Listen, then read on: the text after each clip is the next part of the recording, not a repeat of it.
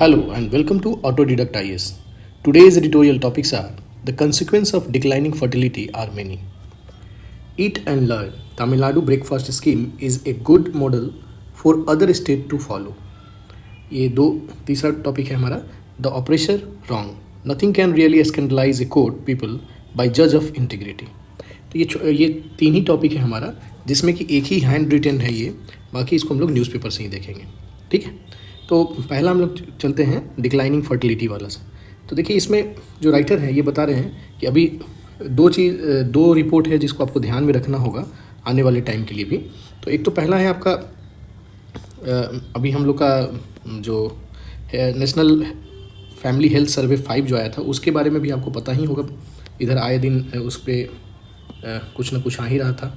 तो इसके बारे में कुछ जो डेटा है वो अभी रख लीजिएगा। और एक है वर्ल्ड पॉपुलेशन प्रोस्पेक्ट 2022 दिया है, तो उसके बारे में आपको पता होना चाहिए। नाम याद रखिएगा, ये दो नाम जब आप पॉपुलेशन के बारे में अगर आप बात करते हो या डेमोग्राफी के बारे में बात करोगे तो इसको कोट करना है। तो अब देखिए वर्ल्ड पॉपुलेशन में एक चीज़ ऐसा आया है, एक तो आप ये इसके अकॉर्डिंगली नहीं है, ये पहले से ही बात चल रहा है कि हम लोग 2030 तक 8.5 बिलियन पॉपुलेशन हम लोग का हो जाएगा। ठीक है, लेकिन अभी जो रिपोर्ट आया है 2022 वाला ये रिपोर्ट जो आया है उसमें बता रहा है कि जो एवरेज ग्लोबल पॉपुलेशन है वो आपका 2.4 के आसपास पहुंच गया है। मतलब पूरा ग्लोबल फर्टिलिटी रेट अगर आप देखो तो आपका 2.4 पहुंच गया है। और लगातार पिछले 70 साल से आपका जो फर्टिलिटी रेट है घटते ही जा रहा है। ठीक है, तो ये इंपॉर्टेंट डेटा है, इसको ध्यान रखना है क्योंकि ये एक बहुत ही बड़ा रोल प्ले करता है अगर आप civil servant as a civil servant आपको, क्योंकि डेमोग्राफी को ही तो आपको देखना है, उसी के अकॉर्डिंगली आपको जो आप वर्क करोगे उसी के अकॉर्डिंगली होता है। तो ये चीज़ ध्यान रखना होगा आपको, ये इंपॉर्टेंट है। ये इससे क्वेश्चन आएगा ही आएगा, इस बार आए या अगले बार आए, मेंस में आना ही आना है। ठीक है, पीटी में आया या नहीं आया लेकिन मेंस में तो आएगा ही आएगा, इंटरव्यू में भी पूछेगा ये। तो इसीलिए ये या तो आप डिटेल में ये देख लो, थोड़ा जाके समरी देख लो ये दोनों का। ठीक है, डेटा आपके पास रहना चाहिए। तो आप देखो इसमें क्या बात किया कि 5 से 2.4 गया, तो ये आपको याद रखना पड़ेगा कि ग्लोबल एवरेज फर्टिलिटी रेट क्या है 2.4, और हम लोग अभी क्या पहुंच गए हैं, तो हम लोग अभी हाल फिलहाल में 2 पहुंच गए हैं। तो ये ध्यान रखना होगा। ठीक है, सिर्फ 5 ही ऐसा स्टेट है इंडिया में जो रिप्लेसमेंट लेवल से ऊपर है। रिप्लेसमेंट लेवल फर्टिलिटी रेट अगर आपका 2.1 आ जाता है तो रिप्लेसमेंट लेवल को अचीव करने जाता है। ठीक है ना, मतलब 2 आदमी जैसे मदर फादर और उसका 2 बच्चा, तो ये रिप्लेसमेंट है, 2 आदमी का 2 रिप्लेसमेंट किया है, सिंपल ऐसे समझ सकते हो। तो रिप्लेसमेंट लेवल है 2.1। ठीक है, अगर इससे नीचे जाता है तो बिलो रिप्लेसमेंट लेवल, तो हम लोग बिलो रिप्लेसमेंट लेवल में पहुंच चुके हैं। सिर्फ 5 ऐसा स्टेट है जो अबव रिप्लेसमेंट लेवल है। ठीक है, ये ध्यान रहेगा। इसमें एक और चीज़ बताया है कि जो ये पेस है कि कितना जल्दी फर्टिलिटी रेट गिर रहा है, अब ज़्यादा तेज़ी से हो रहा है। जैसे एग्जांपल यहाँ पे 2 कर लिया था कि ब्रिटेन में ये 130 साल लिया था 5 से 2.4 आने में। ठीक है, और वहीं पर अभी आपका साउथ कोरिया में 20 साल में ही ये आपको अचीव कर लिया ये लेवल, मतलब यही वाला लेवल, ये वाला 1951 से में जो आपका बता रहा था ये वाला 5 से 2.4, तो ये भी 5 से 2.4 का ही बात कर रहा है। ठीक है, तो ये एक पॉइंट आप ये ध्यान रख सकते हो। तो इसमें ये बोला कि ये जो सोशल डेमोग्राफिक ट्रांजिशन के कारण ही ऐसा देखने को मिल रहा है। ठीक है, तो ये सोशल डेमोग्राफिक ट्रांजिशन क्या होता है, तो उसके लिए हम थोड़ा सा ये इससे समझेंगे। ये बेसिकली ज्योग्राफी वाले जो ऑप्शनल में जो पढ़ते हैं, ऐसे आपको एनसीईआरटी में भी शायद ये मिल जाएगा आपको। तो ये ज्योग्राफी में डिटेल में पढ़ना है, लेकिन फिर भी आपको उतना नहीं जानना है, थोड़ा सा शॉर्ट में हम लोग करते हैं। कोई कंट्री इनिशियल फेज में क्या होता है, जब उसके पास इकोनॉमी नहीं रहता है, कुछ भी डेवलप नहीं रहता है, तो उसमें बर्थ रेट भी ज़्यादा होता है और डेथ रेट भी ज़्यादा होता है। ठीक है, और उस समय में आपका पॉपुलेशन जो है बहुत कम हो जाता है, कम रहता है। देखिए ये पॉपुलेशन वाला है ग्राफ। ठीक है, ये वाला जो ग्राफ है ब्लू वाला, ये आपको दिख रहा होगा बर्थ रेट, ये आपका डेथ रेट।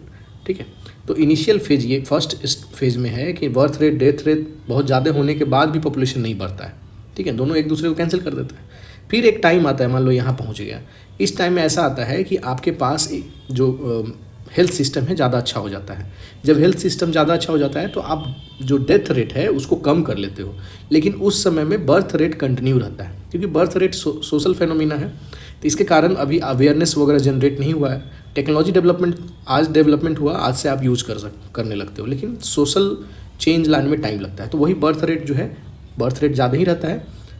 एक यहाँ पे डेवलपमेंट जो आपका हेल्थ केयर सिस्टम जो है, हेल्थ केयर सिस्टम जब अच्छा हो जाता है तो आपका डेथ रेट को कंट्रोल कर लेता है इस फेज़ में। ठीक है।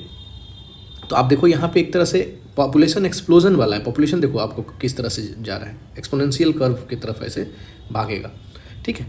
और इस टाइम तक आते आते यहाँ मान लो ये पे इस स्टेज में आते आते लेटर एक्सपेंडिंग स्टेज में क्या होता है कि आप अवेयरनेस भी जनरेट करने लगे हो कि भाई पॉपुलेशन ज़्यादा रखोगे दिक्कत होगा, बर्थ रेट भी आप धीरे धीरे एडुकेट कर देते हो अपने सिटीजन को, तो बर्थ रेट भी कंट्रोल होने लगता है, ठीक है। तो डेथ रेट कम होने लगा, बर्थ रेट भी धीरे धीरे कम होता है, ठीक है। धीरे धीरे यहाँ पे आपका ये बर्थ रेट भी कम हो जाएगा, यहाँ तक आते आते बर्थ रेट और डेथ रेट एक टाइम में डिक्लाइन होने लगेगा। इसमें ये डिक्लाइनिंग फेज है, ठीक है, और इसमें आपका डेथ रेट का डिक्लाइनिंग फेज था, ठीक है। और ये दोनों ही में आपका एक्सपेंडिंग पॉपुलेशन है, पॉपुलेशन एक्सप्लोड होता है इसमें। फिर इस फेज़ में आते आते ये पॉपुलेशन ग्रोथ दोनों ही अब मतलब स्टेशनरी पोजीशन पे पहुंचने लगता है कि अब पॉपुलेशन वगैरह ज़्यादा नहीं बढ़ेगा, ठीक है। अब पॉपुलेशन ज़्यादा नहीं बढ़ेगा, ग्रोथ पॉपुलेशन अब जो है स्टेगनेंट हो गया, बढ़ना रुक गया, ठीक है ना। तो यही चीज़ है आपका डेमोग्राफिक ट्रांजिशन, एक फेज से दूसरे फेज में, इसी को ट्रांजिशन बोलते हैं, ठीक है ना। और सारे एक ट्रांजिशन से दूसरे ट्रांजिशन जाने में एक एक फेनोमेना है जिसको आपको ध्यान रख सकते हो, हम सब में बताएं, ठीक है ना। यहाँ पे आपका हेल्थ एजुकेशन कम रहता है, इसमें आता है तो बढ़ जाता है, इसमें एजुकेशन बढ़ता है अबाउट पॉपुलेशन, ठीक है ना। तो ये ध्यान रखिएगा, जो जो चीज़ बताएं हैं इस चीज़ से समझ में आ जाएगा आपको कि आखिर इससे फ़ायदा क्या होगा। तो यही बात बता रहा है कि हम लोग अब इस फेज़ में पहुंचने वाले हैं, तो इसी कारण से हमारा पॉपुलेशन जो रेट है वो कम होने लगा है, ठीक है ना, बर्थ रेट कम हो गया, वही चीज़ तो बात हो रही है। तो इसमें अब क्या मतलब ये चीज़, अच्छा इसमें एक दो नाम भी है, जैसे इसका ज़रूरत है नहीं, जो ज्योग्राफी वाले हैं उसको ध्यान रखना होगा, ऐसे भी पढ़ते ही हैं थॉमसन का डेमोग्राफिक डिविडेंड। और जो लास्टली जो सबसे पहले ये था 1929 में, और 1945 में एक फ्रैंक नोटेंस्टेन, इनका जो दिए थे ये, तो डेमोग्राफिक डिविडेंड का जो थ्योरी दिए थे, ये नियरली यूनिवर्सल एक्सेप्टेंस हो गया था इनका। तो ये दो नाम याद रखना होगा तो रखिए, नहीं तो कोई ज़रूरत नहीं है इसका, ठीक है। यहाँ पे एक चीज़ हमारा छूट गया था कि जो हमारे यहाँ पे इंडिया में कम होने का कारण क्या है, फर्टिलिटी रेट। तो एक तो कंट्रसेप्शन जो है ज़्यादा यूज हो रहा है, उसके बाद स्कूलिंग एज जो है बढ़ गया है, वुमेन का खास कर लेट से शादी हो रहा है। तो लेट से शादी होगा तो बच्चे का जो नंबर ऑफ जो चाइल्ड है एक लाइफ स्पेन में, वुमेन के फर्टिलिटी रेट के दौरान, फर्टिलिटी प्रजनन क्षमता जब तक रहता है, जैसे 49 या 50 ईयर तक होता है, उस एज में कितना बच्चा ये को जन्म दे सकती है। तो उसका टाइम पीरियड आप घटा दिया, आप 21 साल 22 साल तक आप पढ़ाई कर रहे हो, तो टाइम स्पेन कम हो जाता है। पहले आपका 16-17 साल में, 18 साल में शादी तो अब लीगलाइज है, लेकिन ये 18 से भी अब हम लोग 22, 23, 24 पहुँचने लगे।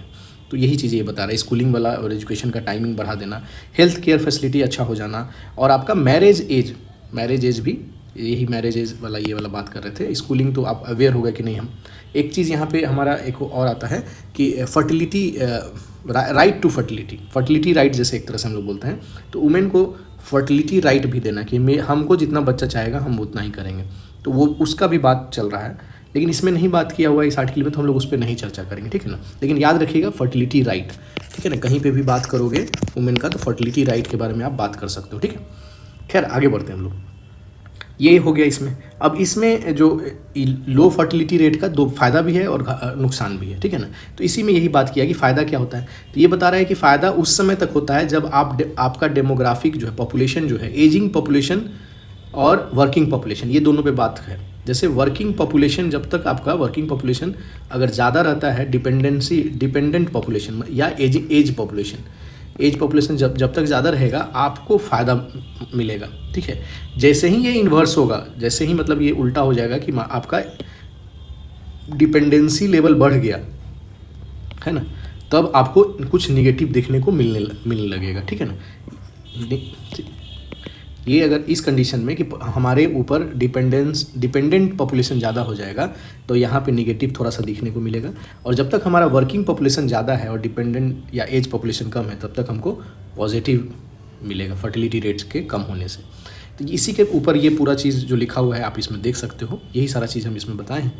थोड़ा सा हम लोग जल्दी में देख लेते हैं क्या है। अगर एक तो है कि health care education fertility drop increase देखिए इसमें क्या होता है, with better health care, education, fertility rate drop and income increase, income बढ़ने का बात एक इसमें दिख रहा है। फिर उसके बाद जो वही वर्किंग एज पॉपुलेशन का, अगर ये ऐसा होता है वर्किंग एज पॉपुलेशन जो है ज़्यादा है डिपेंडेंसी एज से, तो इसमें फ़ायदा क्या होगा, वर्क फोर्स बढ़ेगा, वर्क फोर्स बढ़ेगा तो इनकम बढ़ेगा, इनकम बढ़ेगा तो इन्वेस्टमेंट और सेविंग ये दोनों आपका बढ़ेगा। ठीक है, तो ये आपका एक तरह से ग्रोथ में फ़ायदा करेगा।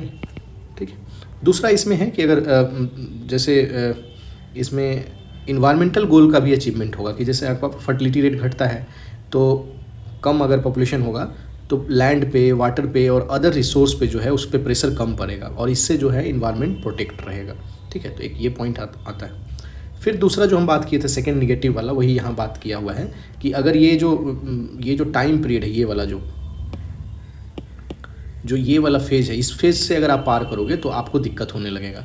जैसे यहाँ पे एक एग्जांपल जापान का दिया है और साउथ कोरिया का दिया है। जापान में बोला है कि जब डिपेंडेंसी रेशियो बढ़ गया तो वहाँ का जो जीडीपी है नियर जीरो हो गया था। ठीक है ना, नियर जीरो जीडीपी ग्रोथ हो गया था। तो ये ध्यान रखिएगा, नियर जीरो पहुँच गया, अब इससे दिक्कत होगा ही। उसके बाद कंट्री है जो facing physical challenge to meet their social security cost, तो ये एक आपका एग्जाम्पल है उसका निगेटिव वाले का। ठीक है, उसके बाद अगर और कहाँ पे इसको मतलब इम्पैक्ट करेगा, तो एक बात ये बोल रहा है कि अगर मान लो कि अगर पॉपुलेशन फर्टिलिटी रेट घटता है तो जो लेबर फोर्स का जो पार्टिसिपेशन है वो घट जाता है। यहाँ पे बोला है कि अगर आप ये अगर आर्गूमेंट देते हो कि एजुकेशन से और इंडिपेंडेंसी, वुमेन का मतलब यहाँ पे कि वुमेन का जो है वुमेन का वर्क फोर्स बढ़ा देते हो, तो ये एक लिमिट तक ही काम करता है। ठीक है ना, वही अप टू ए लिमिट तक ही काम करता है। इन जनरल आपका वर्क फोर्स घट जाएगा। ठीक है ना, एक टाइम के बाद, यही बात इसमें हो रही है। इसमें एक दो बुक का है और एक बुक और एक आपका पेपर का हवाला दिया हुआ है जो थोड़ा सा अलग टाइप का आर्गूमेंट जनरेट करता है, तो उसको हम लोग यहाँ लिख लिए हैं। प्रोडक्टिविटी का बात कर रहा है कि प्रोडक्टिविटी बढ़ेगा या घटेगा। तो एक तो ये बता रहा है कि अगर education, technology, AI, artificial intelligence वगैरह बढ़ेगा तो प्रोडक्टिविटी बढ़ सकता है। अगर आपका लो पॉपुलेशन का भी प्रोडक्टिविटी बढ़ाया जा सकता है अगर एजुकेटेड है और आपके पास टेक्नोलॉजी है तो। लेकिन वहीं पर एक पेपर सबमिट हुआ था, the end of economic growth, है ना, unintended consequence of A declining population. तो इसके मुताबिक ये बोल रहा है कि जो अगर डिक्लाइन करेगा तो creative capacity of human kind घट जाता है। ठीक है, तो ये इस पेपर के आर्गूमेंट के हिसाब से ये है। ठीक है ना, और ये इन जनरल ये माना जाता है। उसके बाद एक और बुक है, the great demographic reversal, ageing society war, है ना, waning inequality and inflation revival.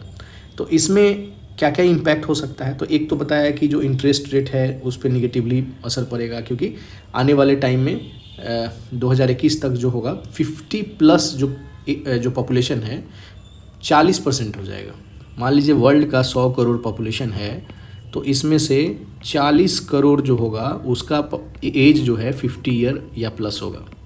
तो ये आपका वर्किंग एज से ऊपर पहुंचने वाला है, नियर अबाउट वर्किंग एज के पास मतलब लास्ट ही है ना, वर्किंग एज 64 के आसपास अगर आप मानते हो। इन जनरल तो 19 to 49 या समथिंग माना जाता है, लेकिन यहाँ पे आप देख सकते हो वर्किंग फोर्स जो है वो घट जाएगा धीरे धीरे। तो वही इंटरेस्ट रेट पे, ग्लोबल इंटरेस्ट रेट पे असर डालेगा। उसके बाद एक है पॉजिटिव इफेक्ट ऑन इन्फ्लेशन पड़ सकता है। ये इस बुक के हिसाब से बात कर रहे हैं। इसमें बात करता है कि इन्फ्लेशन, जैसे आदमी कम है तो आपको वेज ज़्यादा देना होगा, तो इन्फ्लेशन बढ़ेगा। तो ये आर्गूमेंट जनरेट करता है कि उस वेज बढ़ा हुआ वेज के साथ और अनएम्प्लॉयमेंट, इन्फ्लेशन, ये दोनों मैनेज कर सकता है। वहाँ पे इन्फ्लेशन को आप, बढ़ा हुआ इन्फ्लेशन भी मैनेज हो जाएगा। ठीक है ना, ये पॉजिटिव इन्फ्लेशन का बात कर रहा है इसमें। और तीसरा है इम्पैक्ट ऑन पब्लिक फिनांस। ठीक है ना, और ये भी इसमें ये क्या बोल रहा है, ऐसे हम लोग को क्या लगेगा कि क्योंकि आदमी कम है तो जीडीपी कम होगा तो गवर्नमेंट के पास पैसा कम होगा। लेकिन इस बुक में ये बात थोड़ा सा हट के बोल रहा है कि क्योंकि गवर्नमेंट का डेप्थ कम हो जाएगा। क्यों? क्योंकि आदमी जो सेविंग करता है वो सेव नहीं करेगा, तो गवर्नमेंट को जो स्मॉल सेविंग वगैरह गवर्नमेंट के पास करता है, एक तो वो उसको काउंटर कर रहा है, उसको कंसीडर कर रहा है, काउंटर नहीं कंसीडर कर रहा है। और दूसरा ये बोल रहा है कि सोशल सिक्योरिटी जो है नहीं, एक ही पॉइंट लिया है, इसी चीज़ को लिया है कि वो कम करेगा। ठीक है ना, तो fall in government dept according to this book है। ठीक है ना, अब ये कंट्राडिक्टरी है, इस बुक में बात किया गया है। ठीक है ना, जो कि बाकी इन जनरल आप मानोगे तो पब्लिक फाइनेंस ख़राब होगा, जीडीपी ख़राब होगा तो, लेकिन ये बुक ऐसा बोल रहा है, तो आप ध्यान रख सकते हो, ठीक है ना, इस बुक के हिसाब से ऐसा बात है, ठीक है। अगर आपको नहीं भी अगर ध्यान रखना है तो ये आपको छोड़ भी सकते हो, क्योंकि इन जनरल ये बात है नहीं। अब इसमें एक और बात कर रहा है डीलिंग विथ फर्टिलिटी रेट। अब इसको कैसे किया जा सकता है कि मेरा फर्टिलिटी रेट मेरे कंट्री का घट गया है तो क्या किया जा सकता है। तो एक तो बोल रहा है हेल्थ केयर बढ़ाइए, वहाँ का न्यूट्रिशन बढ़ाइए, ठीक है ना। इससे क्या करोगे, आप लाइफ एक्सपेक्टेंसी बढ़ा दोगे और जो एज ओल्ड पॉपुलेशन है उसका प्रोडक्टिविटी भी आप बढ़ा सकते हो, है ना। Life expectancy and age old का जो प्रोडक्शन है, प्रोडक्टिविटी है, वो आप बढ़ा लोगे। उसके बाद लैंड रिफॉर्म अगर आप करते हो तो क्या होता है, जो वर्किंग वुमेन है तो उसको आप अगर टाइम देते हो कि नहीं चलो बच्चे के लिए आपको टाइम दिया जाएगा, कि छुट्टी दिया जाता है अभी पेड लीव वगैरह, तो उस तरह से क्या होगा, वर्किंग वुमेन भी बच्चे के जो है चाइल्ड भी के तरफ जाएंगे। बच्चा अपना would enable working to have more child, यही बात है। और अगर जो नॉन वर्किंग वुमेन है, जो काम नहीं कर रहे हैं, तो वो मार्केट लेबर फोर्स में वो इंटर कर लेंगे, ठीक है ना, अगर उसमें थोड़ा लिबरल लेबर रिफॉर्म रहा तो ये दूसरा पॉइंट है।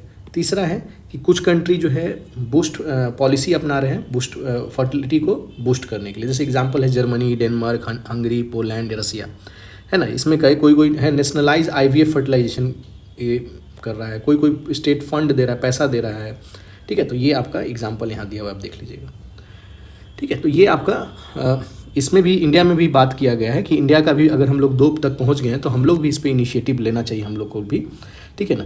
और इसी में ही बात बोला, labour force reform encourage high female labour force participation rate and high focus on nutrition and health would ensure sustainable labour supply and output despite low fertility. India के लिए भी यही बात किया जा रहा है कि आपको जो हम लोग ऊपर पढ़े वही सारा चीज़ इसमें भी बात हो रही है। तो ये आप अगर कैरी करना है तो कैरी करना 2 ही चीज़ ले जा सकते हो, एक तो ये डाटा, ठीक है ना, एक ये डेटा, दूसरा इंडिया का जो ये डेटा है वो, और तीसरा ये पॉइंट जो हम बताए हैं वो, ठीक है।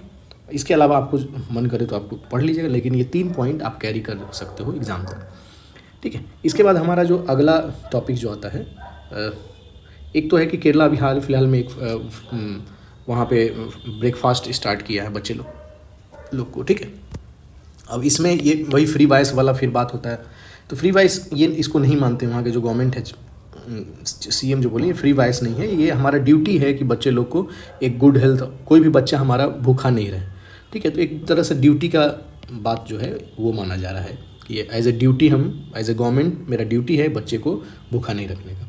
और ये भी इसमें ये भी बात हो रहा है कि अगर ब्रेकफास्ट अगर आप देते हो तो इससे फ़ायदा होता है, ठीक है ना, ठीक। और इस जैसे अगर बच्चा ब्रेकफास्ट लेगा तो उसका जो रेगुलर अगर ब्रेकफास्ट करता है तो पॉजिटिव आउटकम है, पढ़ाई में अच्छा होगा, फोकस्ड करेगा, लर्निंग एंड रिटेनिंग इन्फॉर्मेशन ज़्यादातर समय तक कर सकता है, और स्कूल का परफॉर्मेंस अच्छा होगा, ठीक है। इसी में यही सारा बात किया हुआ, उसमें फिर कैलोरी वगैरह का बात किया है, तो इसका ज़रूरत है नहीं। आप ये ध्यान रखना कि जो सेंट्रल जो मिड डे मील गाइडलाइन है उसमें क्या प्रिस्क्राइब किया है ये, ठीक है। और the government has targeted providing school children an average of इतना कैलोरी एंड एज ऑफ इतना the mid day meal that is already being provided to student in school, ठीक है। तो एक तो जैसे ये बहुत अगर आप बात करो तो सिर्फ इतना ही का टारगेट किया है, तो ये थोड़ा सा निगेटिव उसमें आता है कि आप 293 कैलोरी दे रहे हो और इतना दे रहे हो। तो इसमें अगर आप ये कर सकते हो कि क्योंकि इसके साथ मिड डे मील तो बंद नहीं हुआ, मिड डे मील भी मिल रहा है, तो एक तरह से आप ये दोनों डेटा अगर मन करे तो आप याद कर सकते हो, ये डेटा याद कर सकते हो कि मिड डे मील में ये डेटा मिलता है, और भी कहीं पे लिखने को काम आ जाएगा, ठीक है, ठीक है। अब यहाँ पे ये है ब्रेकफास्ट जो स्कीम है वो आपको hunger, calorie, energy, micro nutrition जो बच्चे लोग में फेस होता है, तो उसको हम लोग ओवरकम कर सकते हैं ब्रेकफास्ट देकर। और इसमें बता रहा है डाइट जो है वो लोकल प्रिपरेशन होगा, वहाँ का लोकल जो वेजिटेबल अवेलेबल होगा उसके द्वारा बनाया जाएगा, तो ये पैरामीटर से हम लोग अचीव कर सकते हैं माइक्रो न्यूट्रिएंट का जो बात हो रहा है, ठीक है। तो ये इसमें इतना ही है। इसमें फिर अगला है ऑपरेशन। अब अच्छा ये भी बहुत अभी हाल 1-2 दिन में न्यूज़ में रहा है, 1-2 दिन से।